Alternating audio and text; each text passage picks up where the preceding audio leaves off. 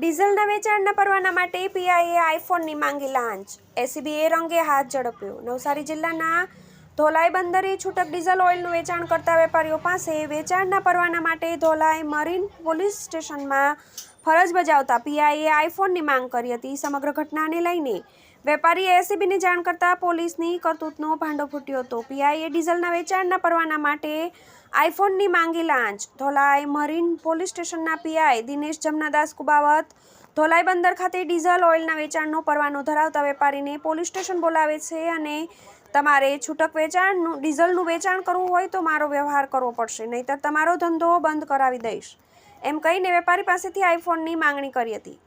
સમગ્ર ઘટનાને લઈને વેપારીએ એસીબીને જાણ કરી હતી. આ પછી એસીબીએ લાંચનું છટકું ગોઠવીને 1.44 લાખની કિંમતના આઈફોન સાથે પીઆઈને રંગે હાથે પકડી પાડ્યો હતો. જાણવા મળ્યું હતું કે આરોપી પીઆઈ ટૂંક સમયમાં રિટાયર્ડ થવાનો હતો, જ્યારે એસીબીએ આ લાંચ લેવાના કેસમાં આરોપી પીઆઈ સામે કાયદેસરની કાર્યવાહી હાથ ધરી. TV18 news, Navsari.